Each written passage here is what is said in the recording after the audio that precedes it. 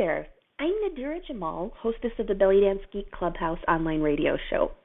Welcome to my special interview series with some of the instructors from the 2015 Las Vegas Belly Dance Intensive.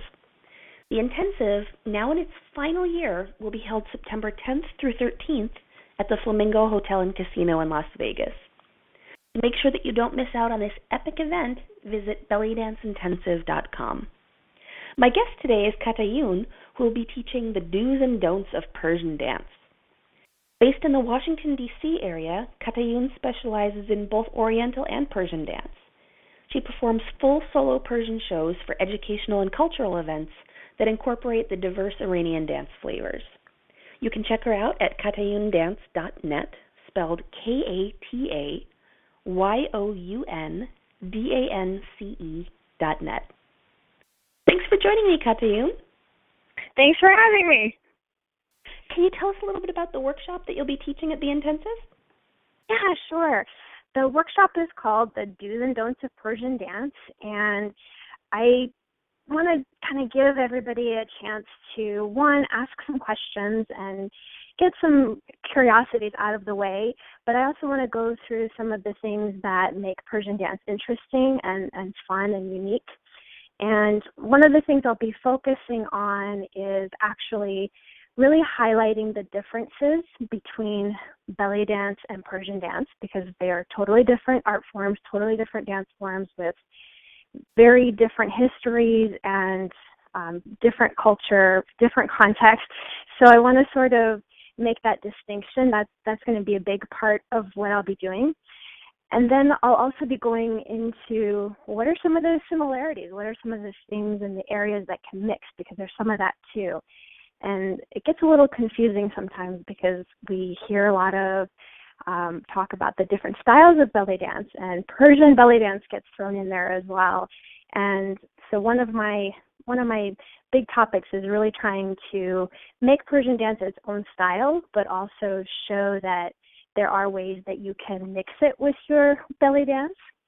But there are some areas of Persian dance that you really should not mix into belly dance or mix belly dance into those styles of Persian dance. So I'll be focusing a lot on that, and some of that will be just telling and also the music, talking about the music, having them listen to the music, and learning about the differences in the regional styles, the regional folk dances and the different music. Of course, we don't have time to do everything, but I'm going to try to get as much of that in the workshop as I can, getting a little bit of a listening to of the different styles to hear how different they are from each other, but also how different they can be from belly dance, and how sometimes they can sound a little similar, but there's something quite different about it you just don't know. So I'll be going into some of that as well. So it's really a short time, but I'm going to try to do as much as I can with that to help dancers sort of make those distinctions and get some of their questions answered. I want to sort of focus on that a little bit too, if I can. If there are questions, I find that that's a big thing, is sometimes there's questions that you just can't find in books or on the internet. So I'm hoping to get to some of that as well. Mm-hmm. Well, I'm really glad that you're covering that distinction. I think, especially in the U.S., there's this sense of looking at the Middle East as this monolith. And, as you mentioned, this is a totally different ethnic group, totally different linguistic group, totally different country than almost everything that's surrounding it. And, even in the Arab-speaking world, there's tremendous difference from area to area. But when we're talking about, Persian culture and Persian dance, it's totally different. It may as well be a totally different region. It just happens to be right next to each other. Yeah. Which is not to say that there hasn't been interaction. So, Of course. So it'll just be so helpful to actually understand what some of those differences are. Yeah, I've heard that too. Is just not knowing the differences, knowing there is a difference, not knowing what it is, what they are, and not knowing where to ask and who to ask without feeling, or even what questions to ask. So that, so that's something I can help with too. Absolutely. And I think that also gets complicated by the fact that sometimes as Oriental dancers, we sometimes get hired by Persians, and it can be hard to know what they expect. given that they're not Exactly. that they are Middle Eastern, but they're not coming from a specific Arab background that we can speak to. So exactly. I'm super excited. I'm already signed up to this. Oh, yeah. Yay. Awesome. So, we've talked about some of the, the differentiation in the music that we're going to be using. Is there going to be a lot of movement in this class, or is it mostly informational? Absolutely. We're going to have some movement. I think that getting the music, listening to the music, and then being able to move with it is going to really help. That, using your different senses, getting a little bit of that muscle memory and attaching it to that auditory sense, so that when you hear a certain rhythm, you're going to collect that energy in your body. So that's what I'm hoping to do. And the movement aspect, really, I want to focus on. There's some focus on the hips. I know we like to throw in hip movements in everything, and I'm guilty of it too. As when I hear, especially Persian pop music, and the Persians themselves, when they are listening to pop music, especially if it has a more of a medium to slow beat, they start swaying their hips, and it's a thing. There are hips, but the hips are different. The hips are different in Persian dance than they are in belly dance. There are some areas where we can use those same skills, but the flavor is a little bit different. So I'm going to be focusing a lot on those hips and finding the different hips that go with the different, not just the different instruments, but different sort of flavors. Rhythms, yes, but we don't really have a lot of time to go into the rhythms themselves, but we'll talk about tempos and how that can affect, or that can determine, what you're listening to, which style it is. So we're going to try to work with as many different types of hip movements as we can, and there's several of them that resemble belly dance from different regional dances, the different areas. So we'll work on sort of learning that and how it's different, how it's similar. And then there are other dances that, and the music sort of tells you some of that too, where there are no hip movements at all, but they sound like they could be if you don't know what to listen for, or not sure what you're listening to. So we're going to try to work a little bit with some of those movement aspects so that we don't move our hips no matter how much we want to. I think it's a big temptation to just want to move the hips to everything. Once you're in belly dance and you're doing it all the time, then you just want to throw hip movements everywhere. And so we want to try to tame the hips to the right kind of music, right style, and then train them not to move when they're not supposed to move in another style. So we'll have a lot of movement with that, and as much information as I can put in there. So really depends on what the students, what their interest is. If they have a lot of questions, we may use some time for that as well. So I just like to really determine that when I get there, but definitely lots of movement and as many questions as I can answer. And, coming from this Oriental hips are everything background, so if we're not doing hips, what kinds of other things can we use? Well, with Persian music, you have this whole array of upper body expression. But one of the things that I think we lose when we try to categorize things into these nice, neat boxes. And again, I'm guilty of that too, especially when you're teaching. You do want to define things. But categorizing Persian dance as it's arms and hands, and it is.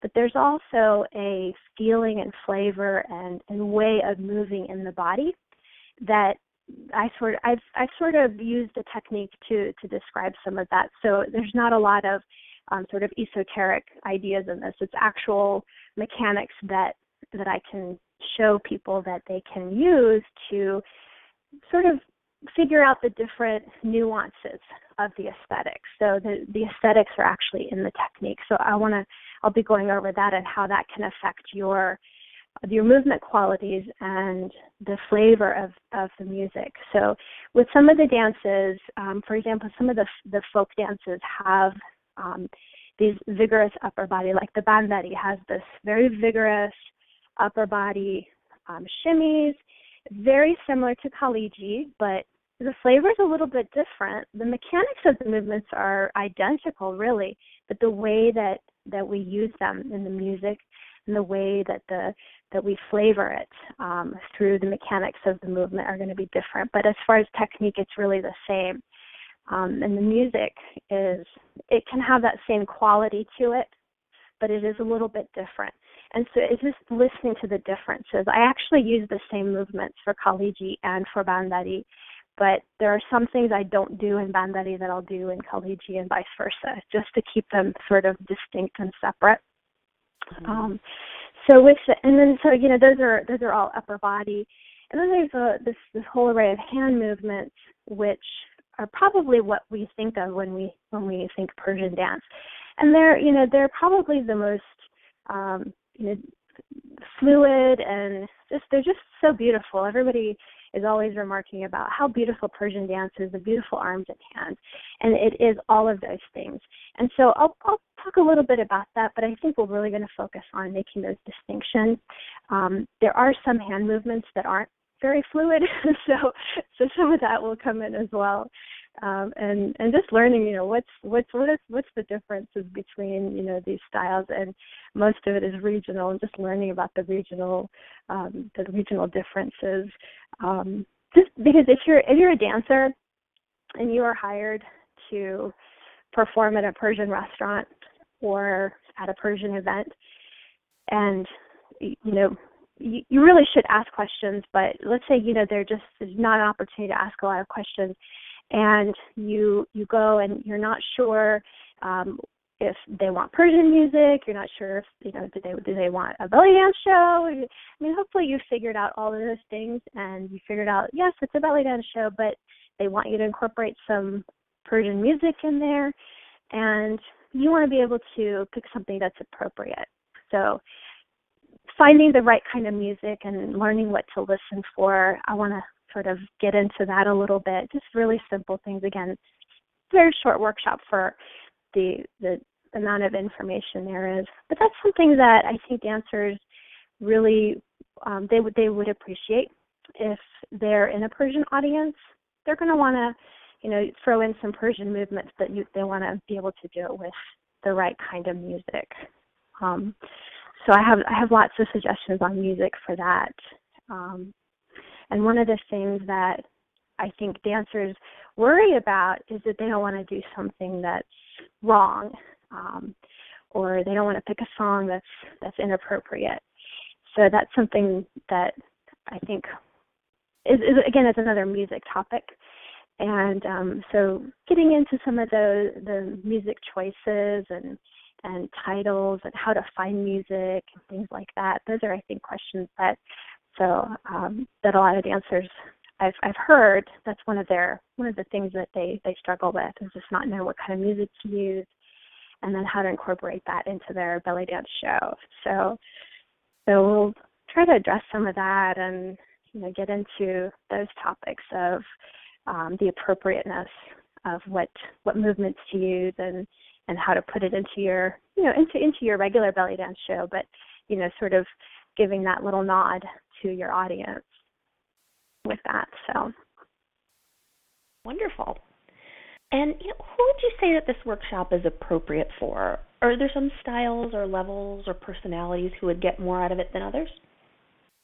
I think that if you're a professional dancer who does perform for diverse audiences, including Persians, Iranians, then you'll definitely, I would say this is an absolute must if you're not really sure about some of the questions that you have. If you have questions or not sure about some of the styles and the movements and music, then I would say this is absolutely a must for you. But I think that in general, dancers who are just interested in learning a little bit about Persian dance, all the different styles and the different sort of flavors of movements, the different flavors of music, and just getting a sense of sort of trying to put things in categories and if they're interested in Persian dance, if you've seen it a little bit. So I think in general, any dancer would appreciate it if that's what they're, if they're into the folksy, just learning about the different cultural styles. That would be good for anybody who's interested in that. But as a professional dancer, I think it's an absolute must. It's usually not something that you learn in your regular classes. So. And I've only had little tastes of Persian dance, but from the little that I've done and the little that I've seen, the thing that I always take away from it is a much bigger awareness of the nuances. I was so excited when you said nuances earlier. Just the little things like how are you holding your head or how much bend is there in your fingers seem to be just really paid such close attention to in Persian dance. And I think that's where that loveliness comes from. So I'm always excited. And, I've never performed Persian dance. I don't have the background to do it. But just little pieces that I've picked up on have made my Oriental dance much better. Absolutely. I think you have something there. This is, and again, this is one of the things that I've learned just teaching it to different dancers at different levels, is that they sort of bring me the ideas and topics. And I think one of the things that I notice about the dancers in sort of the vintage style, the old style and old school, the 60s, 70s, 80s especially, I see that they really are borrowing a lot of those arms and hands and gestures from Persian traditions. Just that little bit, you can sort of tell that it's kind of seeped into belly dance. Of course, it's been around, but as a form on its own, it hasn't really. I think now it's getting a lot of attention, and a lot of dancers, when they see it, they're like, "Wow, I never knew it was that," And like I said, when I do my full show, I actually have different costume changes for the different styles because there's so many different styles, and they are different, but they have, just like belly dance. There's different styles, but we have a lot of the same technique. We're using the same principles of movement, and so you use the same common principles to try out different styles of Persian dance. And there are absolutely lots of ways to incorporate it into your belly dance, even if you don't study it as a form, as a separate art form, because it is such a big. It's a completely different art form, so you have to.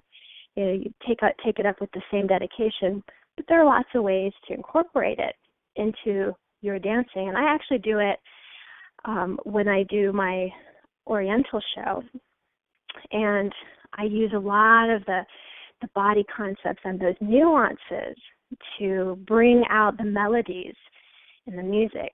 And so this is something, I think this has been probably the most beneficial for a lot of dancers who have just even dabbled in Persian dance, is just getting the form and the lifted posture and just feeling that it's a sense of calmness sometimes.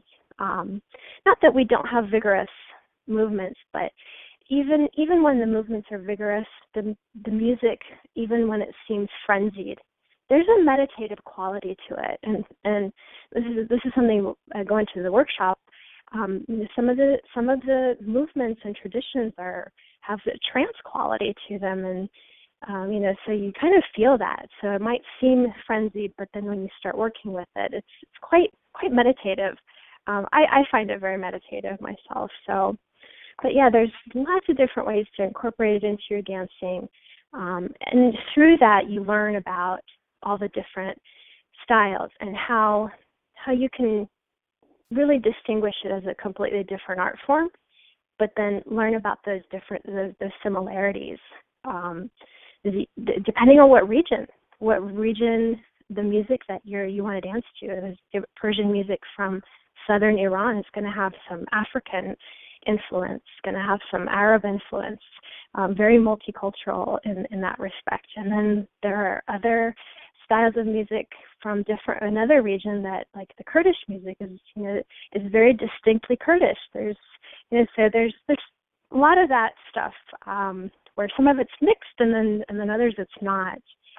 And I have this one thing is, you want to ask Iranian or a Persian person about a piece of music or something about their culture, and so you can ask 10 Persians, what does this mean, or where does this song come from, and you'll get 10 different answers.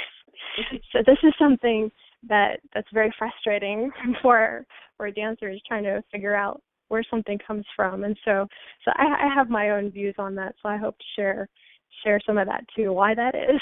So it's never a nice, neat answer like you want. And is there a tip from your session that you could share with us that dancers could start using right away? Well, I can share a do and I can share a don't. So for a do in Persian dance, if you want to dance to a piece of music or a Persian song, Iranian song, find out as much as you can about the music. Google it, go to forums, see if you can, ask someone who knows the language. But try to find out as much as you can about the song and the lyrics that you're dancing to. Of course, that goes for everything. But the distinction with Persian music is that even if you find out what region it's from, that can tell you a lot. So even if you don't find out exactly what it means, just knowing where it comes from, what region, can be a big help in figuring out what does the dance look like. So you can at least look up some videos. So I would say do that first. For a don't, I would say whenever you hear percussion in Persian music, or really any music that you're not really sure is belly dance, maybe it doesn't, and not all Middle Eastern music is meant for belly dance. So I would say when you hear percussion, especially in Persian or Central Asian music, don't go for the hips, but go for turns. That's something you're going to find in all the dance forms, lots of turns. So go to that first instead of shimmies or hips. So that's your do and your don't.